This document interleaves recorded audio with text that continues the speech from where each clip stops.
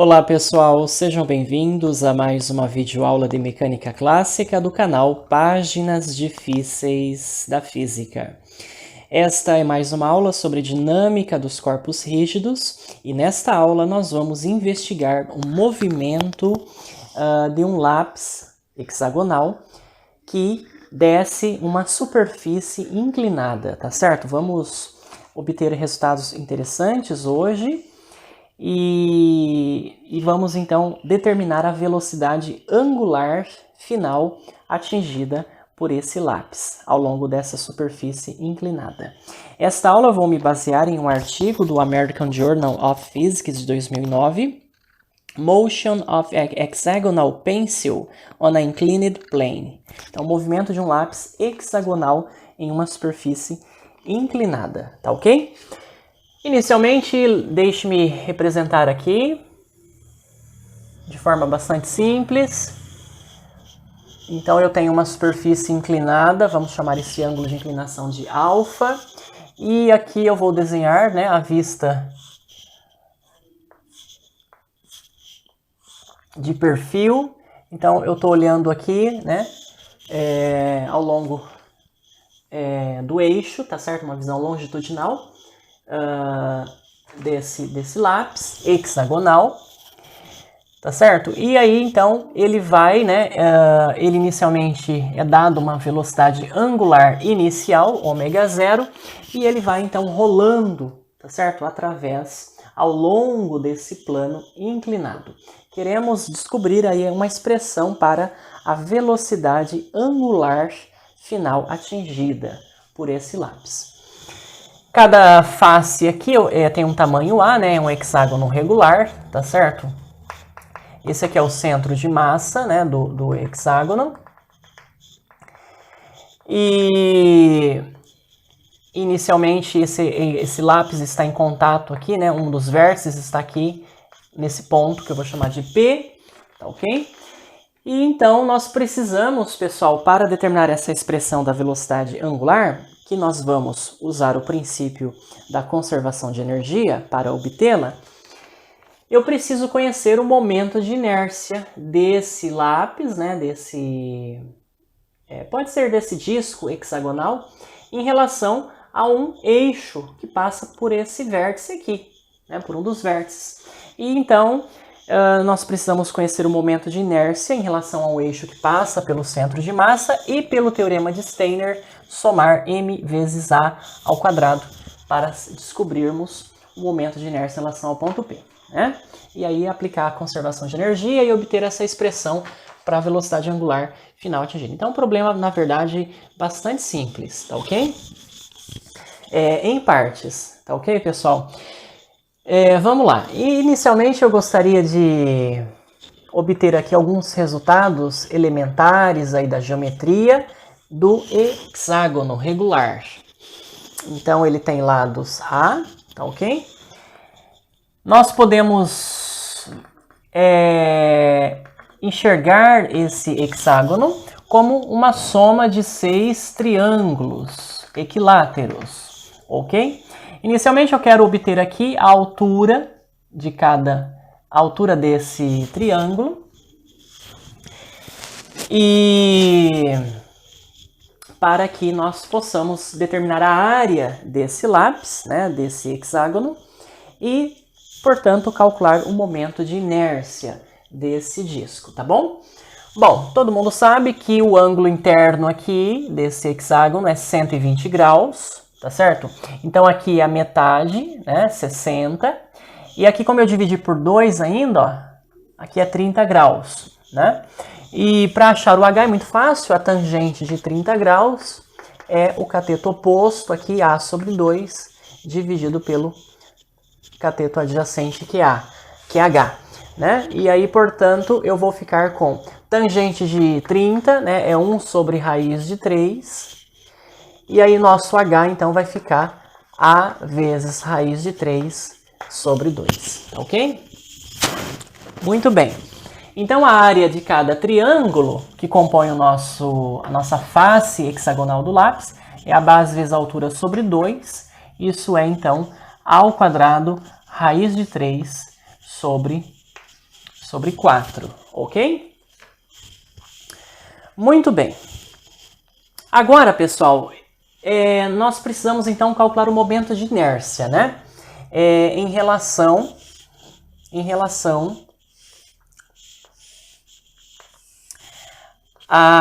inicialmente eu vou calcular esse momento de inércia, claro, em relação ao eixo que passa pelo centro de massa, né, desse hexágono, tá ok? Então, eu posso calcular o momento de inércia de cada triângulo, né, equilátero em relação a esse vértice e depois multiplicar aí por 6, né? É isso que nós vamos fazer. Como que a gente calcula o momento de inércia dessa placa triangular, né? Vamos pegar aqui um elemento de massa. Eu vou pegar um elemento de massa de espessura dy, tá certo, pessoal? Vamos colocar aqui o nosso H, né? E aqui o comprimento dela é 2x, tá bom? X para cada um, né? Então, x aqui, eu tenho um comprimento 2x, né? Esse ângulo aqui, ele vale 30 graus, né? 30 graus. E, portanto, eu posso enxergar esse triângulo como uma soma infinitesimal de infinitas barras, né, infinitas placas, cujo momento de inércia nós sabemos calcular, né? É 1 sobre 12.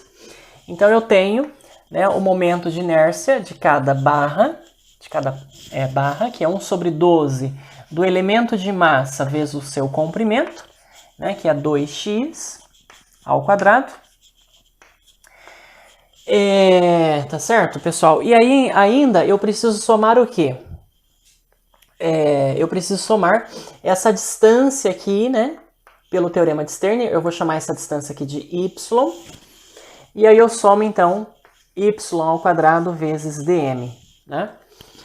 Porque esse momento de inércia em relação ao centro de massa, como ele está distante, é y desse vértice, em relação ao qual eu quero calcular o momento de inércia, eu somo, então, y ao quadrado vezes dm. E é, então, utilizando essa expressão que eu vou calcular aí o momento de inércia do meu triângulo, tá bom? Eu vou chamar esse momento de inércia, esse elemento de momento de inércia, de di3, tá? Momento de inércia do meu elemento de infinitesimal de momento de inércia do triângulo. Então eu vou ter que integrar isso, né? Eu preciso também de uma expressão para dm, tá? E eu preciso também relacionar y com x. Bom, a relação entre y e x é fácil, trigonometria elementar, né? A tangente de 30 graus. Isso é o cateto oposto, é x sobre y, né? E então eu vou poder substituir o meu y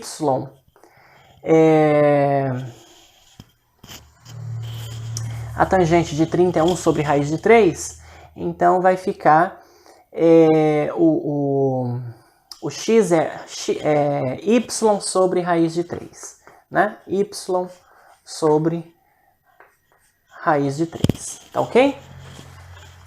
Vamos também, pessoal, determinar aqui o nosso dm, né? Elemento de massa, tá? O meu dm, elemento de massa, vai ser o quê? A massa é a densidade vezes a densidade superficial de massa, nesse caso, vezes a área, né? Então é bastante simples. A densidade superficial é a massa sobre a área, tá ok? A área nós temos aqui. A massa é a massa desse hexágono, eu vou chamar de m, dividida por 6, porque eu só estou analisando um triângulo, né? Então a massa é m sobre 6 sobre a área, que é a ao quadrado, raiz de 3, sobre 4, ok? Vezes a nossa área dessa placa aqui, infinitesimal, que é 2x vezes dy, tá ok, pessoal? Muito bem. Eu posso substituir aqui, então, o meu x já por y sobre raiz de 3, e isso aqui vai ficar o seguinte, vai ficar 4, esse 4 vai para cima, multiplica esse 2, então fica 8m sobre A ao quadrado raiz de 3 vezes o x, que é y sobre raiz de 3 vezes dy, tá ok? Então, isso aqui vai ficar raiz de 9, que é 3, né? E... ah, tá, eu esqueci o 6 aqui, perdão. Então, fica 3 aqui, né? Aqui eu simplifico. 4 aqui, 3. Então, isso vai ficar 4 nonos, né? Então, isso aqui vai ficar 4m sobre 9 ao quadrado y dy. A minha integral no final, pessoal, vai ficar tudo em função de dy, tá ok?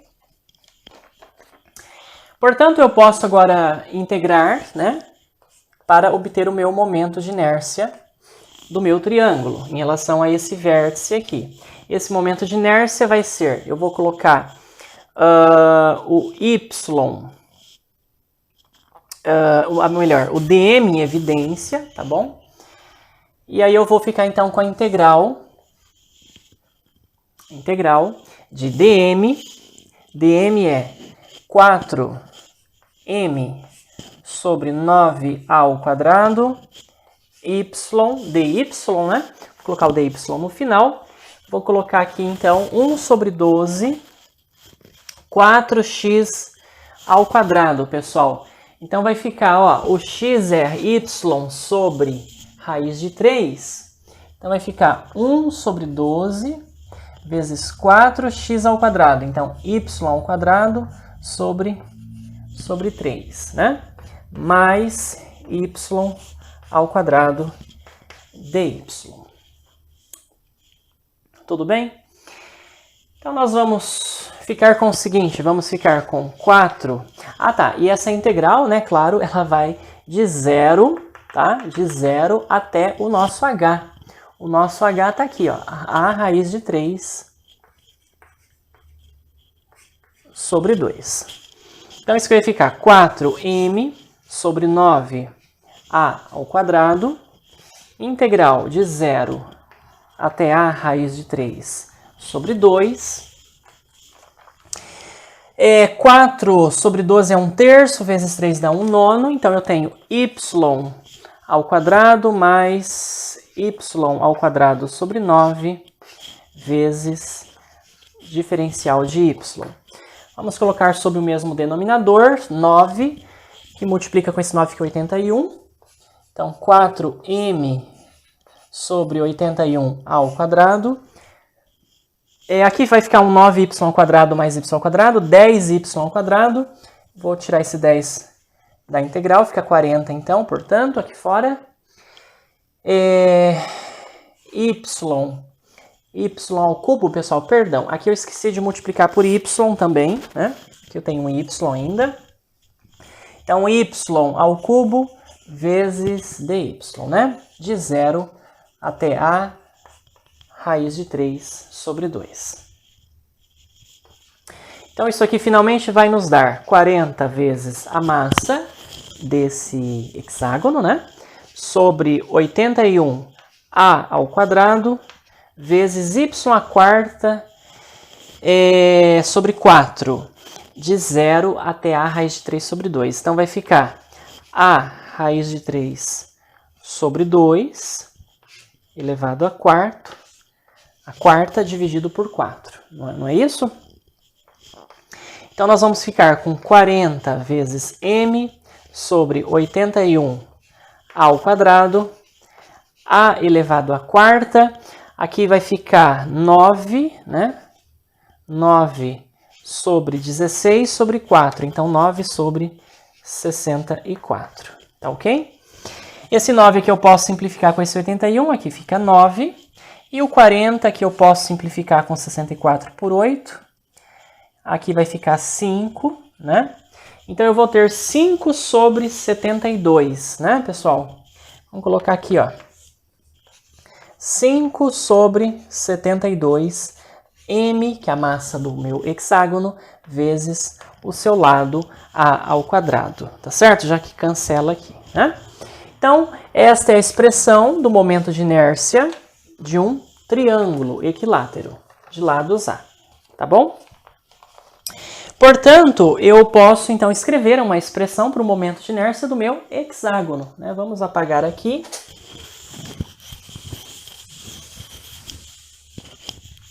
Então, o momento de inércia em relação ao centro de massa do hexágono é 6 vezes o momento de inércia do meu triângulo. Então, multiplicando por 6, simplificando ali, eu tenho 5 sobre 12 MA ao quadrado, tá ok? Esse em relação ao centro de massa. Agora, para eu obter o momento em relação ao vértice, tá bom, pessoal? Vamos já fazer esse cálculo. Basta aplicar o teorema de Steiner. Então, o momento de inércia em relação ao centro de massa, mais a massa, vezes o quadrado da distância entre os eixos paralelos, que é A também, ok? E isso aqui, então, vai nos dar 17 sobre 12 MA ao quadrado, tá bom? Muito bem. Então, de posse do momento de inércia, agora, nós podemos analisar a dinâmica aqui do movimento de rotação desse meu hexágono, tá ok?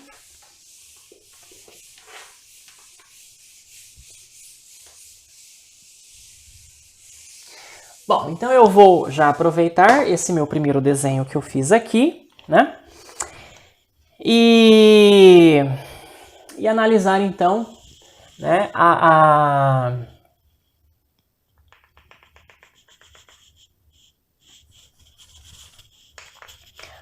dinâmica, né, desse movimento, tá ok? Bom, pessoal, eu vou aplicar a conservação da energia, né? Eu vou calcular aqui, eu vou inicialmente escrever então uma expressão para energia mecânica nesse momento, que é a energia cinética de rotação, né? Porque o movimento desse lápis hexagonal é um movimento de rotação em torno de um eixo que passa por um dos vértices, né? Então, o momento de inércia, né, do vértice, que é dado por essa expressão, vezes a velocidade angular inicial ao quadrado. Mais ainda a energia potencial, que é a massa vezes a aceleração da gravidade, vezes, gente, essa altura aqui, ó. Aqui vocês notem, deixa eu fazer um pouquinho melhor esse desenho. Essa altura, né, claro, que é medida em relação à vertical, né? Então eu preciso conhecer esse ângulo aqui, porque essa altura vai ser essa distância A vezes o cosseno desse ângulo, né, pessoal? Esse ângulo aqui, quanto que ele vale? Quanto que ele vale será? Né? Então vamos lá, vamos tentar analisar uma geometria rápida. Quando a superfície ela está na horizontal,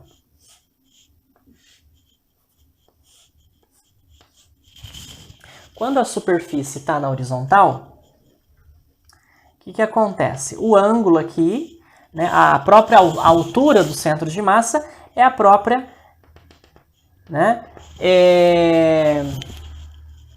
O que acontece? Essa distância A vezes quem, pessoal? Vezes o cosseno desse ângulo. Esse ângulo aqui é a metade de 60, aqui é 30. Então, quando o meu lápis hexagonal está na horizontal, esse ângulo aqui é 30. Ora, se eu inclinar isso de alfa, esse ponto vai se aproximar aqui e esse ângulo vai se reduzir em 30 menos alfa. Então, esse ângulo aqui, ele é 30 menos alfa e, portanto, essa altura vai ser a cosseno de π, vou colocar em radianos, né? Π sobre 6 menos alfa, tá ok? Outra forma de você enxergar isso é o seguinte, aqui é 90, né? Então, aqui é 90 menos alfa. Bom, mas nem precisa disso, porque aqui, quanto que vale aqui? Esse ângulo, ele vale 60 graus, né? Que é a metade. E você pode você sabe esse ângulo aqui, né, também, esse ângulo aqui é 60, porque aqui é 120. Você pode descobrir esse ângulo pela soma, né, que tem que dar 180. E aí você consegue determinar, chegar nesse ângulo, que é 30 menos alfa. Π sobre 6 menos alfa. Raciocínio, uma geometria plana e bastante elementar. Bom, essa é a expressão da energia nesse momento, tá? O que acontece? Após um instante, pessoal, esse lápis, então, ele girou, né, de um certo ângulo. Vou tentar desenhar aqui novamente a situação. Aqui é o ângulo alfa.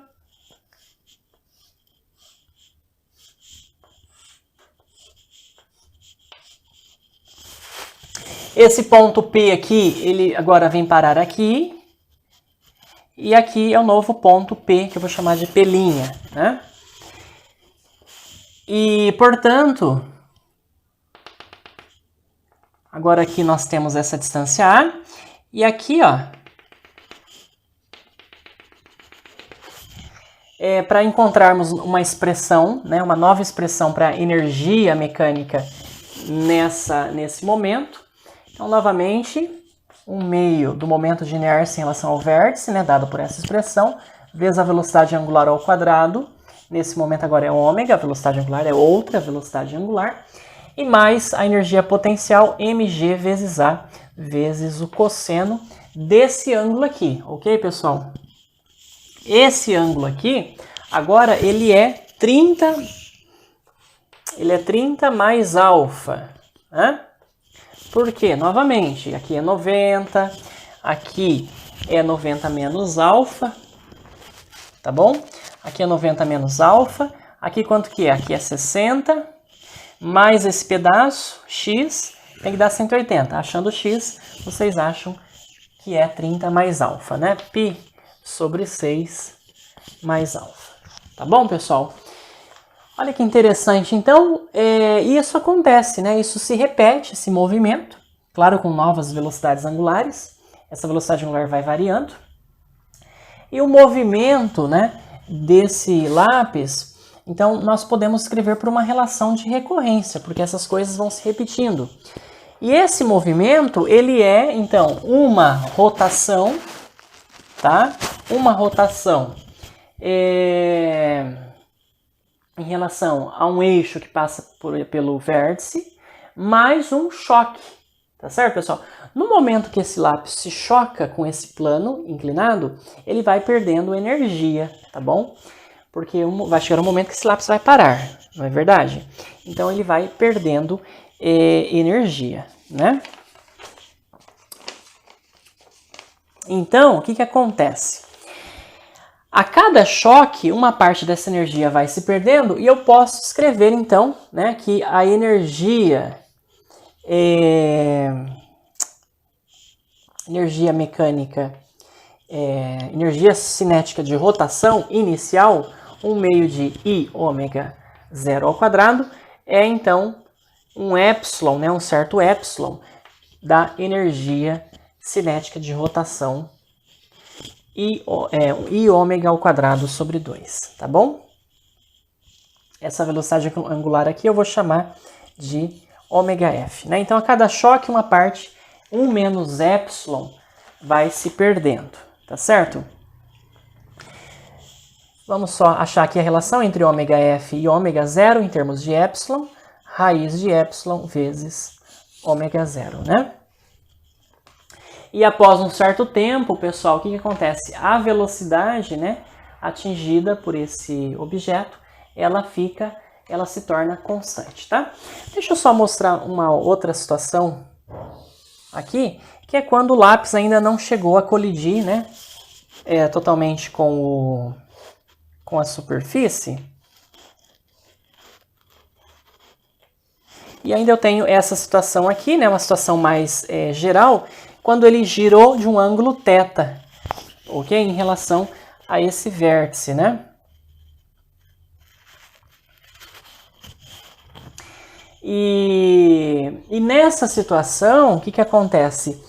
A expressão para energia, ela ficaria, né? 1/2 de I ômega ao quadrado mais mg vezes A vezes o cosseno de alfa, né, que é o ângulo de inclinação, mais θ menos 30 graus, né, π sobre 6, tá bom? Caso você queira escrever a equação de movimento, né, você vai ter que usar essa altura aqui, né, dada por A cosseno na expressão da energia potencial, tá bom, pessoal?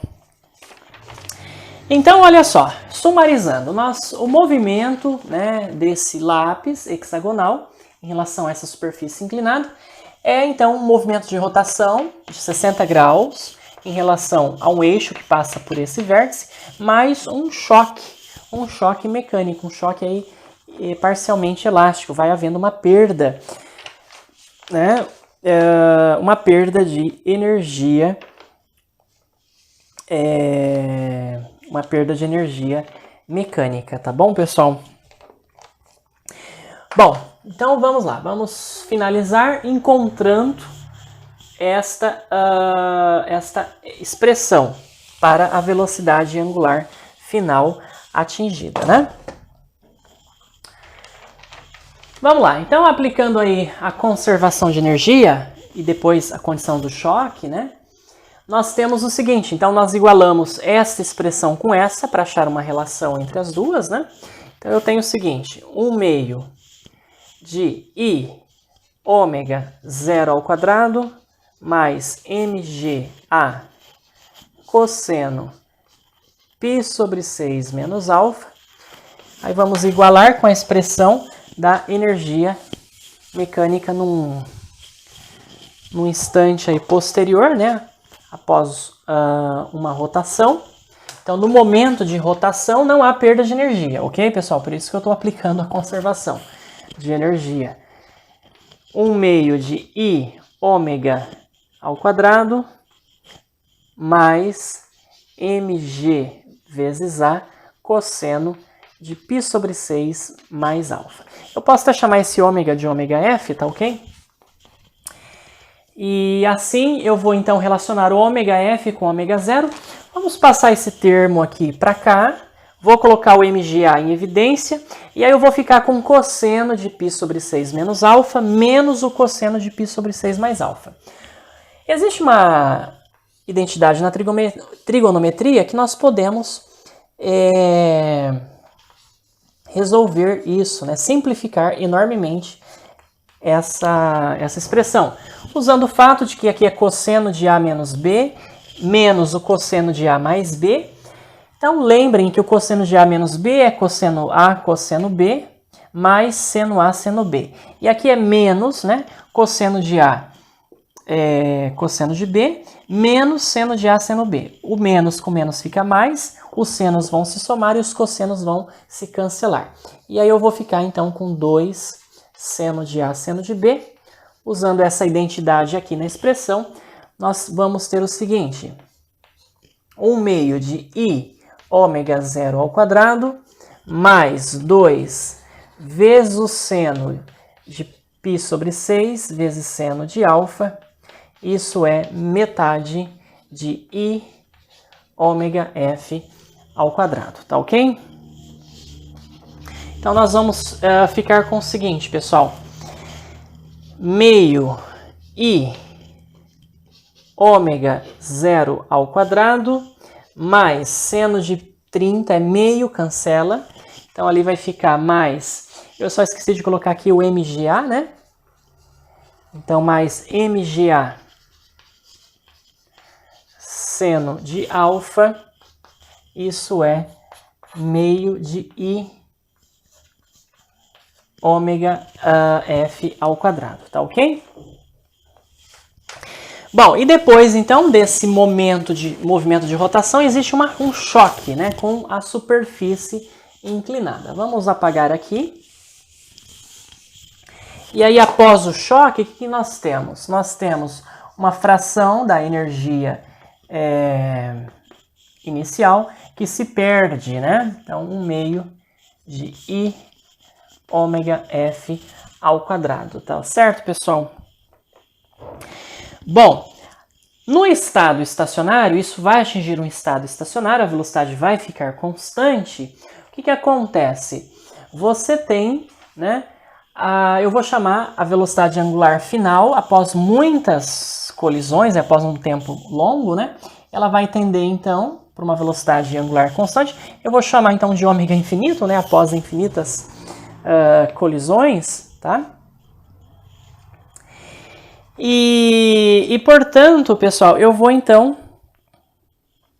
tá? Agora eu vou combinar, né, essas duas expressões aqui, tá bom? Usando o fato de que 1 meio de i ômega zero ao quadrado vai ser então um epsilon meio de i ômega infinito ao quadrado, tá? Aí eu vou colocar em evidência, né, esse ômega infinito ao quadrado e vou ter o seguinte, vamos apagar isso aqui. Eu ainda não quero apagar esse momento de inércia em relação ao vértice, né?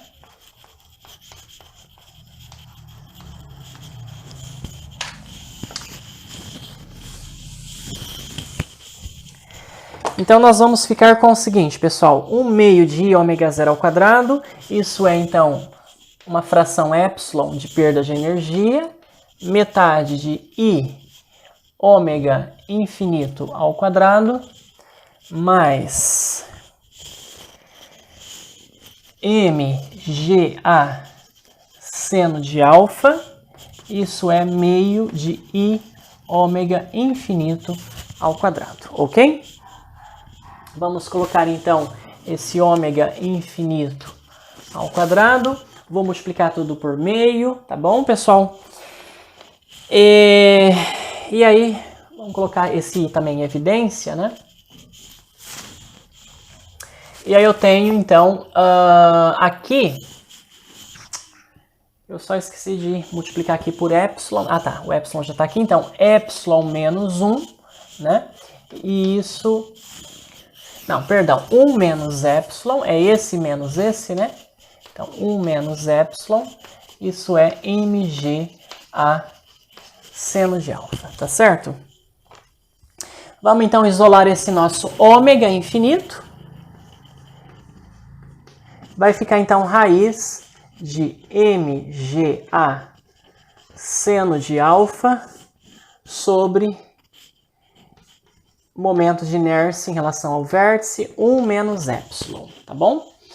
E aí, usando, né, a expressão do momento de inércia que nós encontramos no início da aula, eu posso finalmente escrever a expressão para a velocidade angular no estado estacionário do movimento desse lápis hexagonal, que é dado pela raiz quadrada de 12g vezes seno de alfa dividido por 17 vezes a vezes 1 menos epsilon, né? Tá aí, pessoal, a expressão, então, que nós gostaríamos de chegar, que eu gostaria de mostrar para vocês, da velocidade angular atingida por esse lápis, tá bom? Interessante, um resultado bastante interessante. Só para a gente finalizar, eu gostaria... Essa velocidade angular final, ela depende, né, aí da inclinação do plano, do local em que você está, do tamanho, né, da aresta do hexágono e desse epsilon, que é essa fração, tá certo? De energia que é perdida a cada colisão, né? Só para a gente terminar, vamos aqui escrever a equação de movimento. Deixa eu escrever a equação de movimento para vocês.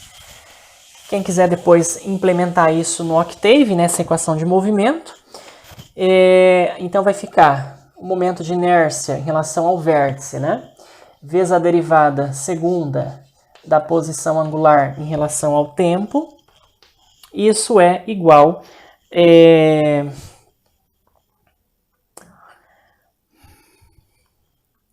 ao torque, né? O torque da força-peso, aí vai ser M vezes G vezes A, aí vezes o seno daquele ângulo que eu tinha colocado, né, numa situação aí arbitrária, θ mais alfa menos 30 graus, né?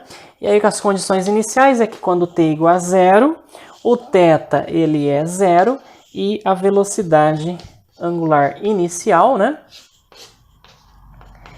é um ômega zero, tá bom? E aí você consegue resolver essa equação diferencial não linear numericamente num software, né, por exemplo, no Octave, tá bom, pessoal?